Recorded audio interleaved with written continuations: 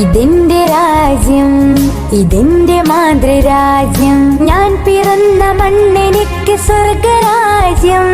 മതേതരത്വ ചിന്തയാൽ പുണർന്നിടുന്ന ഭാരതം, പെരുമയേറും പൈതൃകത്തിൻ നാടിതല്ലോ ഭാരതം. ഇതെന്റെ രാജ്യം, ഇതെന്റെ മാതൃരാജ്യം. ഞാൻ പിറന്ന മണ്ണെനിക്ക് സ്വർഗരാജ്യം. മതേതരത്വ ചിന്തയാൽ